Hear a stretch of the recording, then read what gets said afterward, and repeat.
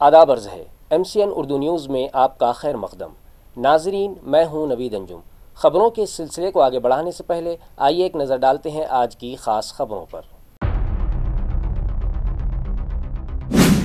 Municipal administrator जी श्रीकांत ने दी चंपा चौक इलाके को विजिट। मस्जिद इंतज़ामी कमेटी से मुलाकात करके उन्हें दिया मजहबी इबादत गाहों को हत्तल इम्कान बचाने का तयक्कुन।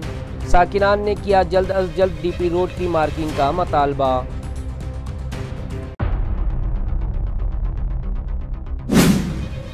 महाराष्ट्र वक्फ बोर्ड का पहला मेडिकल कॉलेज बीड़ में शुरू करने की तजवीज़ इंतजामिया के ज़ेर गौर। जल्द तैयार की जाएगी प्रोजेक्ट रिपोर्ट। वज़ीर आला से भी की गई नुमाइंदगी, कहा चेयरमैन समीर काजी ने। दीगर मौज़ूआत पर भी सहाफ़ियों से की खुलकर बातचीत।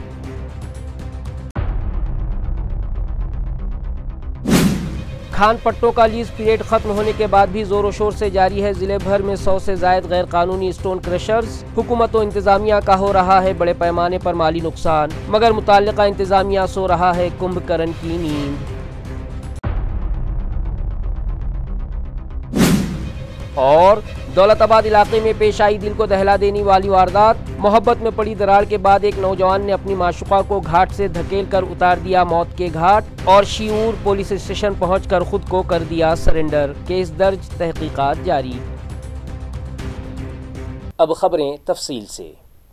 म्यूनसिपल एडमिनिस्ट्रेटर जी श्रीकांत ने आज चंपा चौक इलाके को विजिट दी और चंपा मस्जिद इंतज़ामी कमेटी के जिम्मेदारान से मुलाकात करके उन्हें बताया कि वो सभी मजहबी इबादत गाहों को बचाने की हर मुमकिन कोशिश करेंगे। नाजरीन, गुज़िश्ता एक माह से शहर के दाखिली रास्तों के अलावा DP रोड पर ज़मीन हाइल प्रॉपर्टीज़ की इन्हदामी कार्रवाई का सिलसिला जारी है, जिसकी वजह से शहरियान में शदीद बेचैनी पाई जा रही थी। जिसके बाद अवामी नुमाइंदों ने भी इंतज़ामिया के खिलाफ महाज खोल दिया था, जिसके बाद म्यूनसिपल एडमिनिस्ट्रेटर ने शहरियान का माली नुकसान न होने पाए इस गर्ज से सभी DP रोड्स पर मार्किंग के लिए 10 स्क्वाड तश्कील दिए हैं, ताकि शहरियान को इस बात का इल्म हो जाए कि उनके मकानात का कितना हिस्सा रास्ता कुशादगी में मुतासिर हो रहा है और मार्किंग के मुताबिक वो खुद ही अपने हाथों मुतासरा हिस्सा हटा सकते हैं। इसी मुनासिबत से अवाम में एतमाद बहाल करने की गर्ज से आज म्यूनसिपल एडमिनिस्ट्रेटर जी श्रीकांत ने चंपा चौक इलाके को विजिट दी और वहां के मकीनों को बताया कि जिंसी से जालना रोड DP रोड का काम हर हाल में मुकम्मल किया जाएगा और इसमें हाइल रुकावटें हर हाल में दूर की जाएंगी। जिस पर इलाके के साकिनान ने उनसे मुतालबा किया कि वो DP रोड की मार्किंग जल्द से जल्द करवाएं।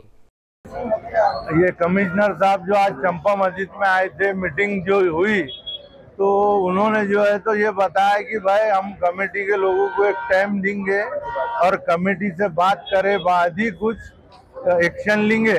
अभी फिलहाल में तो कुछ उन्होंने ऐसा बोला नहीं, लेकिन हमको आश्वासन ऐसा दिया है कि जब तक हुआ हम मस्जिद को बचेंगे। और अभी हमारे से कुछ बात नहीं हुई, खाली उन्होंने जो है तो ये जो जिससे के भी लोगों के कटिंग है घरों की, उनको बता दिया कि भाई ये 100% होगा और ये जो कलेक्टर ऑफिस से जालना रोड तक जो रोड है ये 100% होके रहेगा। खाली इसमें रीअलाइनमेंट जो करने वाले हैं वो तो इसमें मस्जिद को बचाते हुए कुछ ना कुछ हम रास्ता निकालेंगे, इसका आश्वासन दिए हुए है। अब मैं जो तो रेंगटीपुरा कॉर्नर पे मेरी एक दुकान है जो अजमेरी होटल के सामने है। मेरी वहाँ रोजी रोटी का मसला है। अगर ये मार्किंग हो जाती तो मेरे भी समझ में आता है कि मेरी दुकान जो तो कितनी सरकारनी चाहिए। वैसा मेरा 2004 से वहाँ पे कारोबार चालू है और मैं भी एक जो तो वहाँ रोजी रोटी का मेरा जरिया है। इसलिए मैं चाहता कि मार्किंग अगर हो जाती तो मैं अपना सामान अपने सेफ्टी में लेकर जो तो बाकी की दुकान को जो तो, और मेरा ही नहीं बल्कि हर दुकानदार चंपा चौक से लेके तो रेंगटीपुर तक बहुत से लोगों ने रात में 2:30-3 बजे तक अपनी अपनी दुकानें खाली करे और जो खाली करके जो तो अपनी रोजी से अभी बेरोजगारी होके बैठे हुए। तो तकरीबन कम से कम 15, 20, 25 दुकानें जो अपने अपने कारोबार से बैठे हुए, ये लोगों को जो तो जल्द से जल्द मार्किंग हो जाए तो ये अपना कारोबार शुरू कर दिया। म्यूनसिपल कमिश्नर ने चंपा मस्जिद के जिम्मेदारान के साथ भी मीटिंग की और उन्हें बताया कि उनकी कोशिश ये है कि मजहबी इबादत गाहों को कोई नुकसान न पहुंचने पाए। वो मजहबी इबादत गाहों से करीब रास्ते को डाइवर्ट करने की हर मुमकिन कोशिश करेंगे, जिसके लिए उन्हें अवाम का ताउन दरकार है। और यहाँ से लेके जालना रोड तक चंपा मस्जिद तक तो ऑलरेडी 30 मीटर का रास्ता तो हो गया। इस रास्ते से कलेक्टर ऑफिस हो, डिविजनल कमिश्नर ऑफिस हो या तहसीलदार ऑफिस हो, और यहाँ से जालना रोड का विकास हो, ये सब होना जरूरी है। कुछ लोगों ने इसको किस कारण से 30 का 18 किया मुझे पता नहीं, हमने वो ठहराव रद्द कर दिया, 18 का 30 होगा। और कुछ लोगों ने पुराने अलाइनमेंट बदल के इसका नया अलाइनमेंट में शिफ्ट किया, वो नया अलाइनमेंट से नहीं होगा। 2001 के डीपी प्लान के हिसाब से जो अलाइनमेंट था उसी हिसाब से होगा, इसमें कोई दूसरा विचार ही नहीं है। और उस प्रकार से हमने ठहराव भी ले लिया। अरे भाई साहब, जब आप छोटे थे, हम जब छोटे थे तब हमारे पास साइकिलां थी, अभी हर एक बंदे के पास गाड़ियां हैं, बड़े बड़े मकान बन गए। पहले तो सिर्फ ग्राउंड फ्लोर का बिल्डिंग थी, अभी तो एक एक के पास 4 मंजिली, अभी ये तो भाई साहब 5 मंजिली 6 मंजिली हो गए इसके। लेकिन इतना तो जरूर कि ये चंपा चौक से जालना रोड होके रहेगा, 2001 के डीपी प्लान के अनुसार होके रहेगा। सभी लोगों को प्रॉपर टोटल स्टेशन करके मार्किंग करके उसके हिसाब से करा जाएगा। जो भी बीच में आएगा उसको छोड़ेंगे नहीं, 100% कार्रवाई होगा। चंद लोगों का जरूर नुकसान हो सकता है और हर एक नुकसान जो होता है उसको नुकसान भरपाई हम देंगे, 100% देंगे। जिसको जैसा चाहिए भाई, टीडीआर चाहिए टीडीआर ले लो, पैसा चाहिए पैसा ले लो, पैसा नहीं आरसीसी चाहिए आरसीसी ले लो, जो भी है। लेकिन ये रोड बहुत महत्वपूर्ण का है, इसमें आसपास रहने वाले बहुत सारे लोगों का, और हम चाहते हैं कि जो फॉरेन टूरिस्ट हैं कि ये हमारी जो इस खूबसूरत शहर की 52 दरवाजे देके, नौबत दरवाज़ा देके, भड़कल दरवाज़ा देके, दिल्ली गेट देके लोग अभी आते नहीं जी। लोग नान कलिया तो रामा होटल में खा के चल जाते हैं, लोग बिरयानी मतलब अरे बिरयानी यहाँ पे इस गलियों में है बिरयानी। लोग फॉरेन टूरिस्ट हाथ पकड़ के बिंदास से घूमना चाहिए, जिस प्रकार से आगरा में जाते हैं।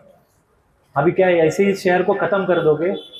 इस खूबसूरत शहर को मलिक अंबर ने जब बसाया था, उसके बाद कितनी खूबसूरत, इतना इतिहास है, एंशिएंट, मीडिवल, मॉडर्न हिस्ट्री से पला बड़ा हुआ इतना इतिहास है। नहीं तो इस गांव का देखेंगे नहीं इस बात का, ऐसा नहीं है।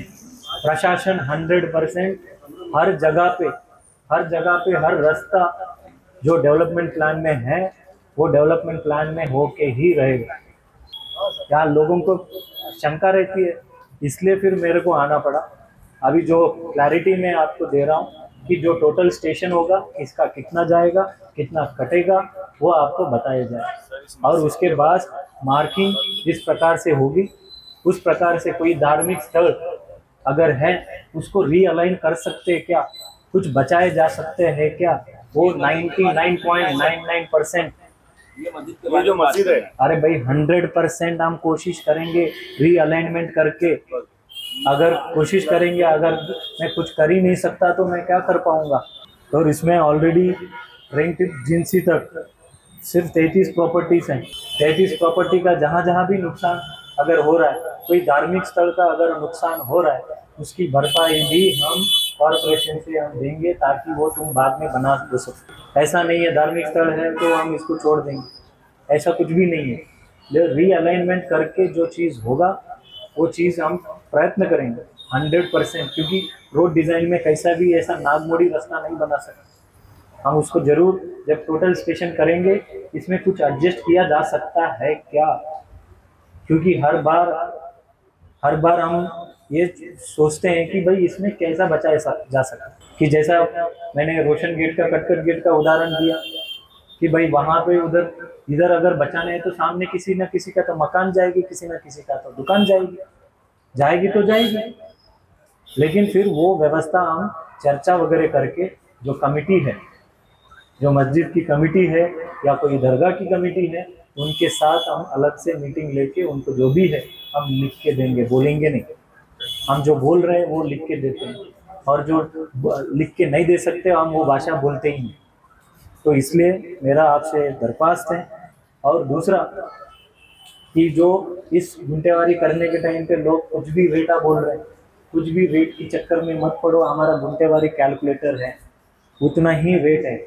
और हम इसको एक जो आर्किटेक्ट लोगों को कुछ भी पैसा ले रहे हैं तो हम उसको एक सीमा करके देंगे कि भाई तुम कितना पैसा वसूल कर सकते हो, कितनी टक्केवारी, मतलब अगर समझो 50,000 रुपये हो रहा है तो 2% ले सकते हैं क्या, 3% ले सकते हैं क्या, ये है। और दूसरे बहुत सारे लोग बोलते हैं गरीब लोगों का तुम कार्रवाई करते हैं। अरे गरीब अमीर की बात नहीं है, कल के दिन तुम्हारा अगर गुंटेवारी है, बांधकाम परमिशन है, तो कोई भी ना कॉरपोरेशन का अधिकारी हो या पदाधिकारी हो तुमको ये नहीं बोल सकता कि भाई तेरा घर गिरा देगा। तो ये पानी का हो, ड्रेनेज का हो, सभी विकास का हो। मैं वो दिन देखना चाहता हूँ कि चंपा मस्जिद के सामने से एक आधा फॉरेन टूरिस्ट देखते देखते या दमड़ी महल का भी हमने उसकी उद्धार कैसे हो, उसके फिर दिल्ली गेट, हेरिटेज वॉक है, हेरिटेज सिटी है, लेकिन इतने छोटे छोटे गलियां हो गए और सामने सामने आके गंदा कर दिया है। और इसको अच्छा रखना है। कोई भी धर्म, हर धर्म में साफ सफाई का और एनक्रोचमेंट का और इलीगल बिल्डिंग का कुरान शरीफ में भी लिखा ही होगा जरूर। और मेरे को बहुत लोगों ने भेजा है कि जब रास्ता बनाने का था तो ऊंट ने भी मिलके उनको सहकारी किया था, सब बाजू में रास्ते में रहने वाले पत्थर सब हटा दिया। सो मैं फाइनली आपसे ये रिक्वेस्ट और यही गुजारिश है कि ये रास्ता होना ही चाहिए और होने दो। Thank you very much. जय हिंद, जय महाराष्ट्र। ताल्लुका सिल्लोड़ के लिहा खेड़ी गांव की सरपंच अनीता नामदेव साखड़े को ज़ाब्तों के खिलाफ विरासती सर्टिफिकेट जारी करने और इख्तियारात के नाजायज़ इस्तेमाल के इल्ज़ाम में ओहदे से हटा दिया गया। इस मामले में डिविजनल कमिश्नर जितेंद्र पापड़कर ने कार्रवाई करते हुए मुअत्तली का हुक्म जारी किया। ताल्लुका सिल्लोड़ के लिहा खेड़ी गांव की सरपंच अनीता नामदेव साखड़े के खिलाफ ये अपील मई 2023 में प्रकाश कोतिकराव साखड़े की जानिब से दायर की गई थी, जिसमें यह इल्ज़ाम था कि उन्होंने अपने शौहर नामदेव साखड़े के सरकारी मुलाजिमत में होने के बावजूद ग्राम पंचायत के कामकाज में मदाखलत करने दी। मजीद ये कि सरपंच ने अदालत के दायरा इख्तियार की खिलाफ वर्जी करते हुए विरासती सर्टिफिकेट जारी किया, जो कि सिर्फ सिविल कोर्ट के दायरे में आता है। इन तमाम मामलात की जाँच के बाद डिविजनल कमिश्नर जितेंद्र पापड़कर ने अनीता साखड़े को कसूरवार ठहराते हुए उनके खिलाफ मुअत्तली की कार्रवाई की। डॉक्टर बाबा साहब अम्बेडकर मराठवाड़ा यूनिवर्सिटी ने तमाम मुल्हिका कॉलेजों को हिदायत दी कि जिन कोर्सेज के लिए यूनिवर्सिटी ने मनफी सिफारिश की है, उन कोर्सेज में बुनियादी सहूलियात, असातिज़ा की तकर्रुरी और दीगर ज़रूरी कमियाँ 28 जुलाई 2025 तक दूर की जाएँ।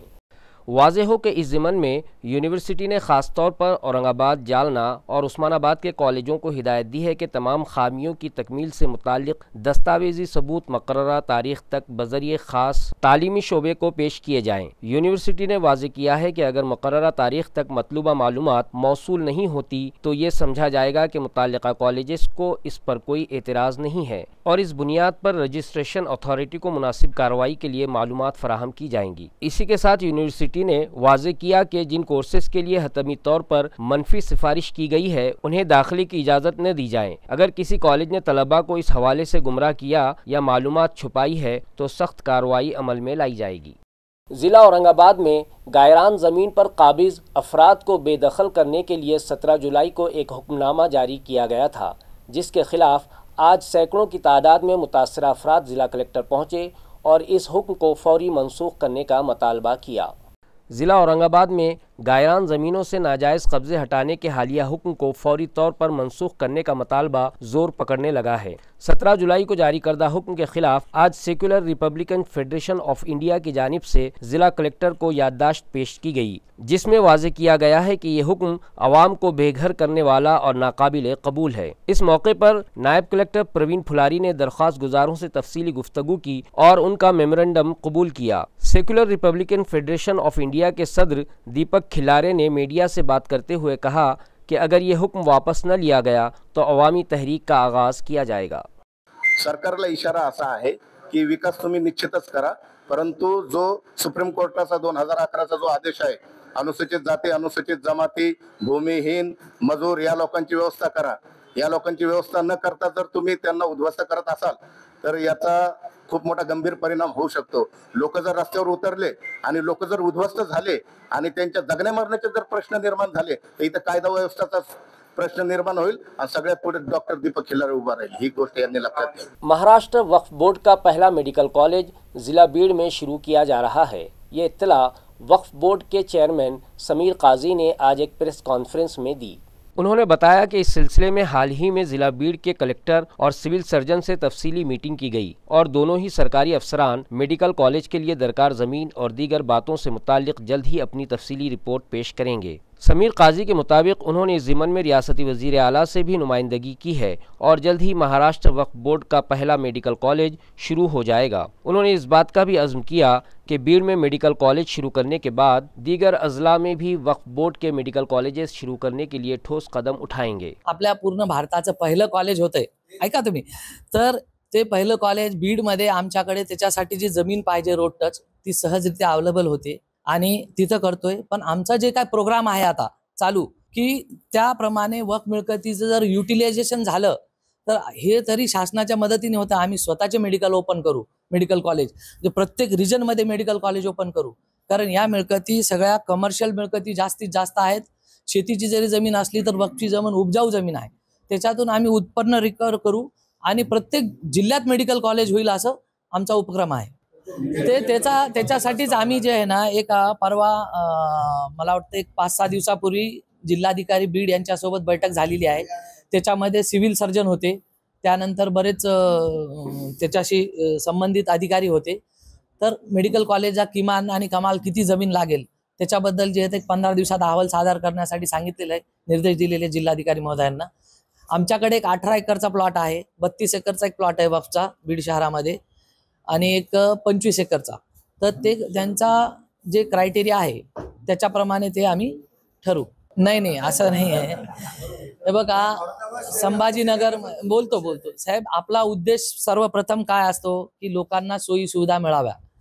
माझं शहर तुमचं शहर असं नाही, हे महाराष्ट्र आपल्या सर्वांचं आहे की संभाजीनगरमध्ये इथे मेडिकल कॉलेज आहे, बीडला मेडिकल कॉलेज नाही, म्हणून आम्ही ते बीड शहर निवडलेलं आहे। इथं लोकांना सुविधा मिळत आहेत, ते बीडमध्ये आम्ही निवडण्याचं कारण तिथं मेडिकल कॉलेज नाहीये, तिथं गोरगरीब मुलांना शिक्षण घेता येईल, हा याच्या मागचा उद्देश आहे। इसी तरह उन्होंने मीडिया की जानिब से पूछे गए सवालों का जवाब देते हुए कहा कि वक्फ बोर्ड के वो लीज होल्डर्स लीज कवानीन 2014 के मुताबिक लीज एग्रीमेंट करेंगे और इसके मुताबिक वक्फ बोर्ड को किराया अदा करेंगे। उन्हें गुंठेवारी के लिए एनओसी दिए जाने से मुतालिक गौर किया जा सकता है। उन्होंने सहाफ़ियों की जानिब से पूछे गए सवालों का जवाब देते हुए कहा कि अगर कोई लीज होल्डर वाकई ज़रूरतमंद हो तो उसे किरायों में वक्फ कवानीन में मौजूद दफ़ात के तहत सहूलत दी जा सकती है। साथ ही उन्होंने ये भी कहा कि डीपी प्लान में हाइल मसाजिद को बचाने की वो हर मुमकिन कोशिश करेंगे और अगर उन्हें बचाना मुमकिन न हुआ तो फिर वक्फ बोर्ड में जो इमलाक स्कॉलर्स हैं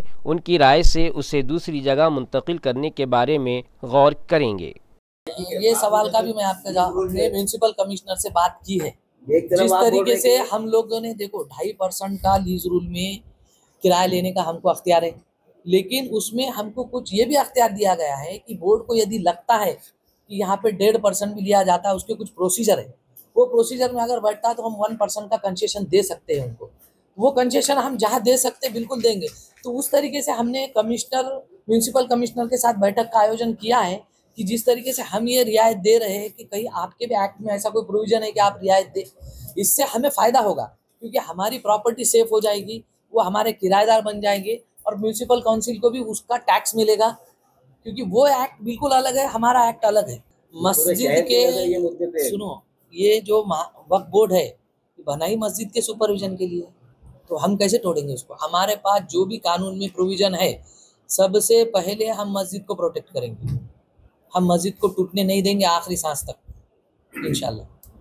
और इसमें बोर्ड मीटिंग के लिए देरी ना हो इसलिए हमने सीओ को पावर दे दी मस्जिद के हद तक। जो डीपी रोड का मसला है, अभी मंडे शायद लिटिगेशन हुआ है कुछ, उसमें मंडे मैटर लिस्टेड है, उसमें वर्क बोर्ड इंटरवेंशन करके जो कुछ है अपनी साइड उसमें रखने वाला है। तो जैसे कोर्ट की कुछ प्रोसीडिंग होती है हम उसमें डिटेल आपको बताएंगे कि जैसे आज उसी के लिए सब चीज़ों के लिए मीटिंग रखे थे, लेकिन कुछ चीज़ों की वजह से देखो मस्जिद अगर कोई बीचों बीच रोड में आती है और उसको शहीद करके दूसरी जगह बन सकती है as per land acquisition act, तो हमको वो करना चाहिए। हमारी बहुत सारी जगह हुआ है। देखिए वक्फ बोर्ड का जो कंपोजिशन है उसके अंदर ऑलरेडी 2 इस्लामिक स्कॉलर है, तो हमको बाहर जाने की ज़रूरत नहीं, हम उनसे डिस्कस करके डिसीजन लेंगे। SDPI के वर्कर्स और ओहदेदारान वक्फ बोर्ड चेयरमैन के खिलाफ एहतजाज करने हज हाउस पहुँचे, मगर पुलिस ने उन्हें वहां मुजाहरा करने से रोक दिया। वाज़ेह है कि सोशल मीडिया पर एक वीडियो तेज़ी से वायरल हो रहा है जिसमें वक्फ बोर्ड के चेयरमैन पर यह इल्ज़ाम लगाया गया है कि उन्होंने दीगर वक्फ बोर्ड मेंबरान और स्टाफ के साथ मिलकर करोड़ों रुपयों की कीमती अराजियात कौड़ी मोल में देने के लिए NOC जारी की है, जिससे महाराष्ट्र वक्फ बोर्ड का बड़े पैमाने पर माली नुकसान हुआ है और ये अल्लाह की अमानत में खुली खयानत है। लिहाजा महाराष्ट्र वक्फ बोर्ड की इन बदउनवानियों के खिलाफ एहतजाज करने social democratic party of India के कारकुनान आज हज हाउस पहुंचे थे, मगर वहां मौजूद पुलिस अफसरान ने उन्हें वहां मुजाहरा करने की इजाज़त नहीं दी। डॉक्टर बाबा साहब अम्बेडकर मराठवाड़ा यूनिवर्सिटी के तहत ज़ूलॉजी के मजमून में जाली दस्तावेज़ात की बुनियाद पर PhD में दाखिला लेने वाले एक तालिब इल्म का रजिस्ट्रेशन यूनिवर्सिटी ने मनसूख कर दिया। वाज़ेह हो कि PhD में दाखिला लेने वाले इस तालिब इल्म ने जिस यूनिवर्सिटी के जाली दस्तावेज़ात जमा करवाए थे वो वाराणसी की महात्मा गांधी काशी विद्यापीठ थी। इस मामले में मुताल्लिक़ा तालिब इल्म के खिलाफ मुनासिब कार्रवाई करने के लिए काशी विद्यापीठ के इम्तिहान व तशख़ीस बोर्ड के डायरेक्टर को बाज़ाब्ता ख़त रवाना किया गया है। इसके साथ साथ ये मामला औरंगाबाद के पुलिस कमिश्नर प्रवीण पवार को भी इत्तलान भेज दिया गया है। इसकी मालूमात इम्तिहान व तशख़ीस बोर्ड के डिप्टी रजिस्ट्रार विजय मोरे ने फराहम की हैं। गणेश कॉलोनी इलाके के साकिन मोहम्मद फजल शेख ने CA कामयाबी हासिल की। उनकी इस कामयाबी पर उनके अजीज़ व अकारिब की जानिब से उनके इस्तकबाल का सिलसिला जारी है। नाज़रीन, किसी भी कौम की तरक्की का दारोमदार उस कौम के नौजवानों की तालीम पर मुनहसिर होता है। ये एक खुश आइंद बात है कि मुस्लिम कौम में भी तालीम का रुझान बढ़ने लगा है। इसके बावजूद कौम के बहुत से बच्चे वसाइल की कमी और हालात के सबब ड्रॉप आउट का शिकार हो जाते हैं और 10वीं या 12वीं के बाद वो अपना तालीमी सफ़र जारी नहीं रख सकते। मगर जो तलबा आला तालीम हासिल करने के ख्वाहा होते हैं उनमें से ज़्यादातर नौजवानों का रुझान मेडिकल और इंजीनियरिंग की जानिब ज़्यादा होता है। इसलिए सभी तलबा साइंस फैकल्टी में एडमिशन लेते हैं, मगर उनमें से भी चंद तलबा ही शोबे तिब और इंजीनियरिंग कॉलेजेस में दाखिला ले पाते हैं और फिर बकिया तलबा मुख्तलिफ़ कोर्सेस में ग्रेजुएशन मुकम्मल तो कर लेते हैं, मगर उनका मुस्तकबिल इतना दरख्शां नहीं हो पाता जिसके ख्वाब वो अपनी आँखों में सजाए होते हैं। इसकी सबसे अहम वजह यह है कि हमारे माशरे में माँ बाप अपने बच्चों की तालीम का फ़ैसला करना चाहते हैं, जबकि होना तो ये चाहिए कि बच्चे की जिस मजमून में दिलचस्पी हो उसी मजमून में उसे आगे बढ़ने का मौका दिया जाना चाहिए। दूसरे ये कि तलबा को ये मालूम होना चाहिए कि शोबे तिब और इंजीनियरिंग के आगे भी दुनिया बहुत बड़ी है। मुख्तलिफ शोबे ऐसे हैं जिन शोबों में तलबा अपना बेहतरीन करियर बना सकते हैं। गणेश कॉलोनी के साकिन मोहम्मद फजल शेख भी इन होनहार और खुश नसीब तलबा में से एक हैं, जिन्हें अपनी मर्जी का फील्ड मुंतखब करने में उनके सरपरस्तों ने मदद की और कॉमर्स से ग्रेजुएशन मुकम्मल करने के बाद उन्होंने एक ऐसी फील्ड का इंतखाब किया जिसमें बहुत ही कम तलबा कामयाब होते हैं। मोहम्मद फजल शेख ने अपने एक रिश्ते के भाई से तरगीब पाकर, जो कि टैक्स कंसल्टेंट हैं, कॉमर्स से ग्रेजुएशन करने के बाद CA में दाखिला लिया और अपने मकसद को पाने के लिए उन्होंने सख्त जिद्दोजहद की और आखिरकार शहर औरंगाबाद के 22वें मुस्लिम चार्टर्ड अकाउंटेंट बन गए। वाज़ेह है कि मोहम्मद फजल शेख शहर औरंगाबाद की एक नामवर शख्सियत साजिद मौलाना के दामाद हैं। उनकी इस कामयाबी पर उनके रिश्तेदारों और दोस्तों के अलावा शहर की मुअज़्ज़िज़ शख्सियात ने खुशी व मसर्रत का इजहार किया और उनके इस्तकबाल का सिलसिला जारी है। ज़िले में मौजूद 64 कानकुनी इलाकों में से 36 कान मालिकान ने मुद्दत ख़त्म होने के बाद अपने टेंडर्स की तजदीद करवा ली है। बकिया 27 कान मालिकान जिन्होंने अब तक अपने मुआहिदों को अपडेट नहीं किया, ऐसे टेंडर्स की रिपोर्ट फौरी पेश करने की हिदायत बार बार तहसीलदारों को दी गई, मगर अब तक मुताल्लिक़ा अफसरान की जानिब से इस मामले में कोई पेशरफ्त नहीं देखी गई। वाज़ेह हो कि ज़िले में 100 से ज़ायद गैर कानूनी स्टोन क्रशर बग़ैर इजाज़त के काम कर रहे हैं, जिस पर यह सवाल उठ रहा है कि आखिर उन्हें तहफ़्फ़ुज़ कौन दे रहा है। कुल तकरीबन 150 क्रशर फ़ाल हैं जो पहाड़ों से पत्थर निकाल कर उसे काटते हैं। इंतज़ामिया ने पहले 64 कानों को इजाज़त दी थी, मगर माहौलियाती मंजूरी ख़त्म होने के बाद सिर्फ 37 ने तजदीद कराई है, बाकी 27 ने अब तक, लेकिन खुदाई फिर भी जारी है। इन गैर कानूनी कानों पर नस्ब क्रशर्स ने कई पहाड़ों को खोखला कर दिया है। एडिशनल ज़िला मजिस्ट्रेट अरविंद लोखंडे ने इन कानों को बंद करने के अहकाम दिए थे, मगर ज़्यादातर तहसीलदारों ने या तो इत्तला नहीं दी या गलत बयानी की कि कार्रवाई हो चुकी है। जुलाई 2024 में अरविंद लोखंडे ने 7 गैर कानूनी क्रशर्स पर मुकदमात दर्ज किए और 5 क्रशर्स सील करके 56 लाख रुपये जुर्माना आयद किया, मगर उसके बाद किसी अफसर ने कदम नहीं उठाया। 2 जून और 11 जुलाई को इस जानिब तवज्जो दिलाने के बावजूद सिर्फ सिल्लोड तहसील ने जवाब दिया, बाकी तहसीलदारों ने अब तक कोई पेशरफ्त नहीं की। अब ये खदशा जाहिर किया जा रहा है कि कुछ तहसीलदार इन क्रशर्स को तहफ़्फ़ुज़ दे रहे हैं और मुबैना तौर पर माली फ़ायदा भी हासिल कर रहे हैं। इसके अलावा सियासी असर व रसूख भी एक बड़ी रुकावट है, जिससे ज़िला औरंगाबाद का कुदरती माहौल और ज़मीन मुसलसल तबाह हो रही है। देखना यह है कि अब इंतज़ामिया वाकई कार्रवाई कहां से शुरू करता है। संजय गांधी निराधार योजना को मौसर अंदाज में चलाने के लिए नायब तहसीलदार समेत दीगर ज़रूरी अमले की गैर मौजूदगी से शहरियान में बेचैनी देखी जा रही है।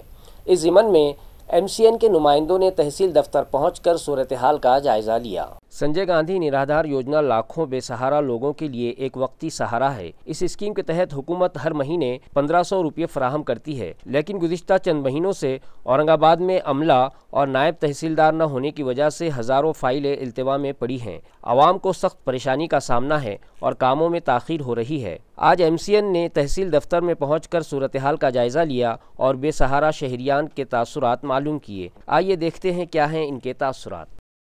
मी 2024 9व्या महिन्यामध्ये माझ्या काकूची फाईल टाकलेली होती इथे निराधार योजनेची, तर ती अद्याप अधिकारी नसल्या कारणास्तव तिथं अजून ती मंजुरीमध्ये आलेली नाही। त्याबद्दल सरकारला विनंती आहे की त्यांनी तत्काळ इथं अधिकारी पाठवून आपले जे पेंडिंग काम आहेत लोकांचे सगळ्यांचे त्यांची पूर्ण करावी। खंडोबा सातारा पैसे नाही आले वर्षभरापासून चक्र मारली हो तर सांगू ना कमून उशीर लावला आम्हाला द्या आमचं काम पुढे तर मंजुरी पुढे ती इकडं पगार टायमावर नाही चक्रा मारावं लागत्या म्हातारी माणसं आहे गुडघा दुखतोय आहे ना रिक्षावाले जास्त पैसे घेते 150 रुपये घेते एका बाईचे सांगा तुम्ही मला लवकर करावा आमच्याकडे लक्ष द्यावा तुम्ही। असं तर आमचे पैसे ना तर असं इथं आलं का चक्रा मारून आमचं जीव जायची पाळी आली। वर्षभरापासून चक्रा मारतो त्यांना आम्हाला टायमाला पैसे मिळत नाही आणि पैसे इथं विचारायला आले तर ते म्हणते तुमचे दुसऱ्या खात्यामध्ये गेले, तुमची लिंक जिथं असेल त्या आधार कार्डची लिंक असेल त्या ठिकाणी तुमचे पैसे गेलेले आहेत। तर आम्ही चक्रा मारून परेशान सध्या आम्हाला 1 रुपया नाही मिळाला। इथं गरिबांचे ना विधवा बायांचे ना 5-5, 6-6 महिने पगार भेटणार नाही, ते एकदम परेशान झालं। ते शासनाने त्यांचे काहीतरी निर्णय घेऊन त्यांना त्वरित पगार देणार त्यावेळी ही माझी नम्र विनंती। स्टॉपचा प्रश्नच येत नाही, वरून आदेश म्हणतात वरून पेमेंट नाही आला असं म्हणतात ते, पण ते चुकीचं आहे। इथलं डिपार्टमेंट आहे ना 6-6 महिने पगार भेटणार नाही, परेशान झालं बाया परेशान। 2 चक्रा झाल्या 7-8 महिन्यापासून चक्रा मारू लागलो आणि या महिन्यात या त्या महिन्यात या 8 दिवसाने या 15 दिवसाने असे म्हणू लागले आणि काही कामच नाही करू लागले। सरकारला म्हणणं आहे आम्ही केवळ लोक चक्रा मारा लोकांची मजुरी करा चक्रा मारा पैसे पाहिजे या जायला बी रिक्षावाला पैसे खूप जास्त घेत्या मग आम्हाला काम सोडून यावं लागतं। आम्ही खेड्याच्या बाया काम सोडून यावं लागतं आम्हाला आमच्याजवळ पैसे राहत नाही। चंद्रकला रामकर सातारा खंडोबा सातारा 10वा महिना 2024 मध्ये संजय गांधी निराधारची फाईल टाकली होती। वर्षभर झाला आतापर्यंत फाईलचा काही निर्वारा झाला नाही आणि सतत तिकडे चक्कर मारत आहे। महाजन साहेबांचं असं म्हणणं आहे की ते प्रोसेस चालू आहे आणि सरकारचे आमची विनंती आहे की ते लवकर करून द्या। मी इकडे रेल्वे स्टेशन संभाजीनगर ताल्लुका गंगापुर के कदीम तहसील ऑफिस की बालाई मंजिल पर कायम सब रजिस्ट्रेशन ऑफिस ज़ईफ़ अफराद के लिए परेशानी का सबब बन रहा है। मकामी साकिनान का मुतालबा है कि इंतज़ामिया इस दफ्तर को नई इमारत के ग्राउंड फ्लोर पर मुंतकिल करे। वाज़ेह हो कि ताल्लुका गंगापुर के पुराने तहसील दफ्तर की इमारत के दूसरे फ्लोर पर सब रजिस्ट्रार ऑफिस है, जहां रोज़ाना मुतादिद शहरियान दस्तावेज़ात की रजिस्ट्री के लिए पहुंचते हैं। ख़ास तौर पर बुज़ुर्ग शहरियान को दूसरी मंजिल तक जाने में शदीद मुश्किलात का सामना करना पड़ रहा है। आवाम की जानिब से बारहा तहरीरी और ज़ुबानी शिकायत की गई हैं कि यह दफ्तर नई तहसील इमारत के ग्राउंड फ्लोर पर मुंतकिल किया जाए ताकि आसानी से दस्तावेज़ात की रजिस्ट्री हो सके, लेकिन अब तक इस ज़िमन में कोई पेशरफ्त नहीं हुई। ज़ईफ़ और बीमार शहरियों के लिए दूसरी मंजिल पर जाना किसी इम्तिहान से कम नहीं है। इसीलिए शहरियान और दस्तावेज रजिस्ट्री करने वालों की जानिब से ज़ोरदार मुतालबा किया जा रहा है कि सब रजिस्ट्रेशन ऑफिस फौरी तौर पर नई इमारत के ग्राउंड फ्लोर पर मुंतकिल किया जाए। एक नौजवान ने अपनी माशूका को दौलताबाद घाट से नीचे धकेल देने की वारदात मंजर आम पर आई है, जिसके सबब माशूका की मौत हो गई। ज़राए से मौसूला इत्तला के मुताबिक मोहब्बत में पैदा हुए तनाज़े के सबब एक नौजवान ने अपनी माशूका को दौलताबाद घाट से नीचे धकेल दिया, जिसके सबब उस दोशीज़ा की मौत हो गई। महलूक दोशीज़ा का नाम दीपाली असावे बताया जा रहा है, जबकि आशिक का नाम सुनील खंडागड़े बताया जा रहा है। अपनी माशूका को घाट से नीचे धकेल कर मौत के घाट उतारने के बाद सुनील शिऊर पुलिस स्टेशन पहुंचा और उसने खुद को सरेंडर कर दिया। पुलिस ने महलूक की लाश घाट से बाहर निकाली और मामला दौलताबाद पुलिस स्टेशन में दर्ज कर लिया गया। खबरें खत्म करने से पहले आइए एक बार फिर नजर डालते हैं आज की खास खबरों पर। म्यूनसिपल एडमिनिस्ट्रेटर जी श्रीकांत ने दी चंपा चौक इलाके को विजिट। मस्जिद इंतजामी कमेटी से मुलाकात करके उन्हें दिया मजहबी इबादत गाहों को हत्तल इम्कान बचाने का तयक्कुन। साकिनान ने किया जल्द अज जल्द डीपी रोड की मार्किंग का मुतालबा।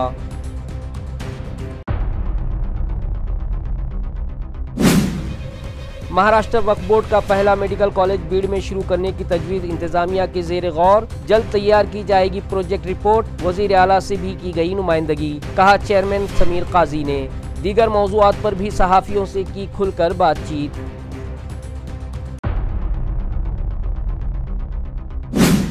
खान पट्टों का लीज पीरियड खत्म होने के बाद भी जोरों शोर से जारी है जिले भर में 100 से जायद गैर कानूनी स्टोन क्रशर्स। हुकूमत और इंतजामिया का हो रहा है बड़े पैमाने पर माली नुकसान, मगर मुताल्लिका इंतजामिया सो रहा है कुंभकर्ण की नींद। और दौलताबाद इलाके में पेश आई दिल को दहला देने वाली वारदात। मोहब्बत में पड़ी दरार के बाद एक नौजवान ने अपनी माशूका को घाट से धकेल कर उतार दिया मौत के घाट और शिऊर पुलिस स्टेशन पहुंचकर खुद को कर दिया सरेंडर। केस दर्ज, तहकीकात जारी।